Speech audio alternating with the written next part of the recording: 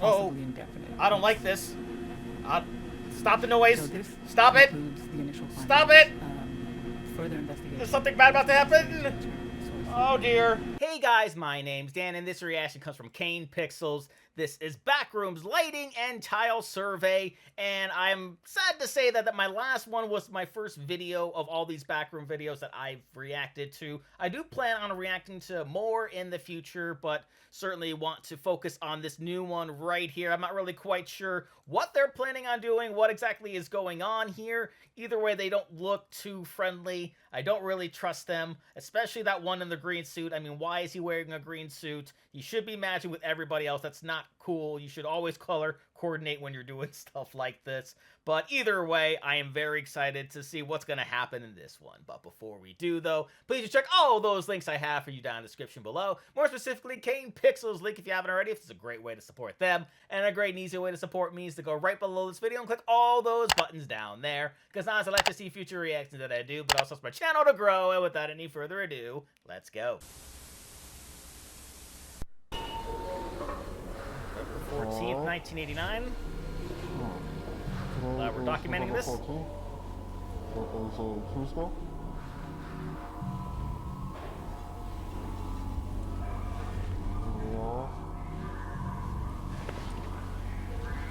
It is Alright, there they are.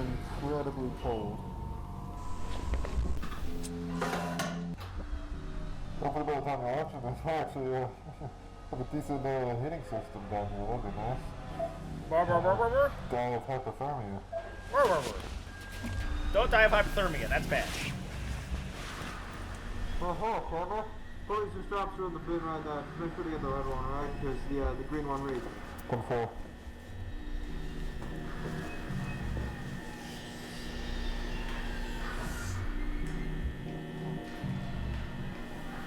I don't like the combination of what I'm hearing right now. What the hell is that? I don't know what they were wearing.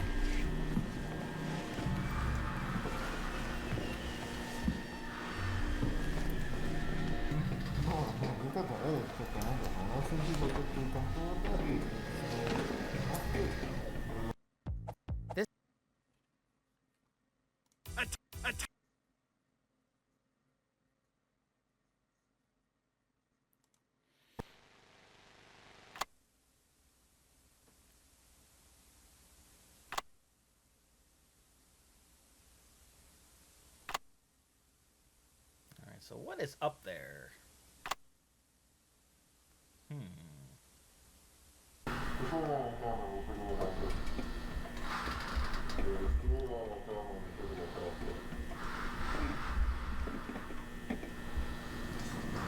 There's no insulation on top, and I'm seeing a bunch on the floor above. I'm glad we have closed captions. There's ventilation as well. You see that? You see the vents? Yeah, it goes around the back to the right. Some of it's insulated, I think. I don't know. I'm not a vent guy. I don't know. Oh, it looks. Who's a vent guy? I want to meet this guy. No rust, I think. Huh. More than one floor, and I use that term loosely. Oh. We then attempted to cut power to the nearest fluorescent light fixture, a standard troffer. However, we were unable to isolate the power source, and the conduit remained live, despite the absence of any visible external power supply. The source of electrical current remains unknown at this time. Using an insulated toolkit, we carefully isolated the light fixture from its electrical conduit, extracted the troffer from the ceiling, and transported it back inside, back to standard for analysis. And they added a 0.5 meter sample of conduit was also taken, with all exposed wiring safely secured afterwards in the ceiling. So the ceiling tile extracted measures 1.27 meters by 1.14 meters, which is certainly not standard. But it's composed primarily of mineral fiber. What would be standard? Seems normal in composition. Has a fissured texture with mild tegular edges. So just after initial analysis, the composition of the tile estimated is around 60% mineral wool, which is fibers of amorphous silicate, usually just about to derived ask that from, question. I think it's basalt or slag, around 20% expanded perlite, which is primarily of silicon dioxide and aluminium oxide, and the rest is a undefined mixture of silicate material, some starch, latex polymers, and some organic fibers derived from plant materials, recycled cellulose, really. But the light troffer housing is made of galvanized steel coated with a thin layer of zinc. Inside, the fluorescent bulbs are non-standard in proportion, most closely resembling T12 bulbs. Is there anything in here that's standard? So the 4 bulbs measure 1.2 meters in length with a diameter of 38.1 millimeters. We're extrapolating here at 51, but that's all the end lasers, and the rest contain the following components. Phosphor coating, the calcium halophosphate for converting ultraviolet light to visible light, mercury vapor in a small quantity which facilitates the ultraviolet light emission, argon gas, and again, this is all standard for these. Oh, that's what's standard. Okay, I was wondering if there was going to be anything standard about this place. Bulbs. That's an inert gas that assists with regulating the current and really starting the bulbs, and they are connected via a G13 base, which is a standard 2-pin base with 13 millimeter spacing for electrical connection. Yes, I've seen those. The wiring connected to the fixture is PVC insulated copper, which appears standard again. The prismatic diffuser over the I used to have those like little lighting tubes, like because we used to have that in my kitchen. Bulbs is made of Before they were polymethyl replaced. acrylate, which is again commonly used for its light diffusion properties. I mean, it's what we have in the building here, very standard. More standard. But we also inspected the ballast, which is of the electromagnetic type. There's some variation in how they're being manufactured now. This one contains a laminated steel core and copper windings designed to operate at 60 hertz. So the ballast emits a prominent 120 hertz hum. This seems to be the case for the majority, if not all, of the lights in the complex that we've assessed thus far. Got it. Mostly just through simple curing. But this is due to magnetostriction and core vibration. But the noise may be exacerbated by loose lamination plates or degradation of the insulating potting material over time. So it's definitely an indication that this has been running for a little bit. I mean, despite its age, the ballast is functional. Its large proportions suggest it was built for a non-standard space, not something you find in the majority of offices or most Which is where we're at. commercial spaces, though that's not something I'm too familiar with, truthfully. Now, we did find, so material compositions all seem expected, or we didn't know what to expect here. They seem, everything we've looked at so far, again, this is rudimentary early testing, but everything seems pretty congruent with what you might expect from one of the troffer lights you could pull out of the ceiling in this building right here. So nothing too strange, but that maybe makes things even stranger. Because we look at these lights, and let me see. So several labels were marked on various components of the troffer.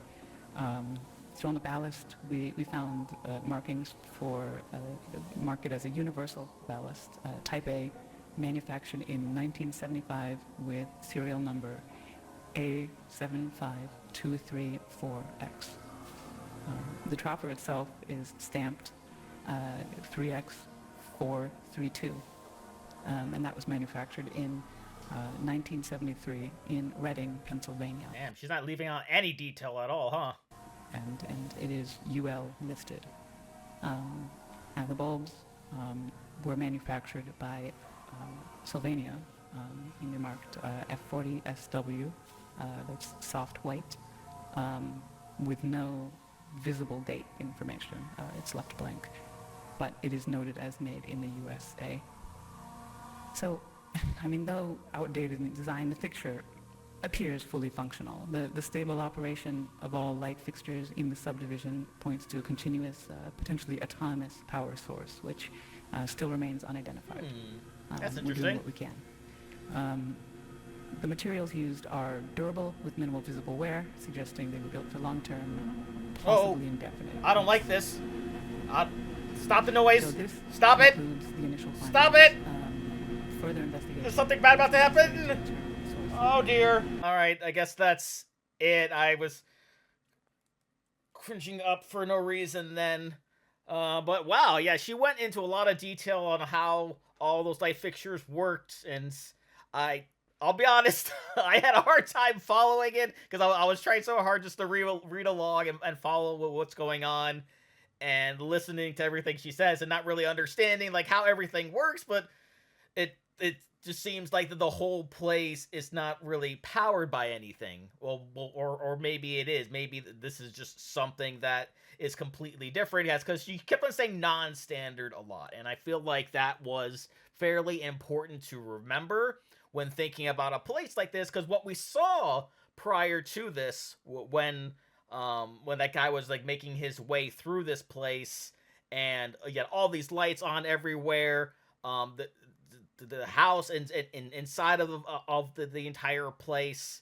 So how exactly it's powered is beyond me, but there is some sort of evil entity lurking around in there. We saw that as that guy looked like he was being followed at certain points, and then of course at the very end when he was trying to talk with the other guy who was on the other side of the wall, I don't know what that's about either. Though I do feel like there's probably things I'm missing. I probably should go back and watch some of the earlier ones to maybe get some more lore, get some more information, or if you guys want, you guys sort of let me know what exactly I'm missing, what exactly is important, or I could, like I said, I could just very easily just go ahead and watch those. So that's going to do it for me here, though. Comment down below. Let me know, what did you think about the lightning and tile survey from Backrooms? Please leave a like if you enjoyed. Do check all those links I have for you down in the description below. Then lastly, and most importantly, I want to give a huge shout out to all my $5 and up supporters on Patreon: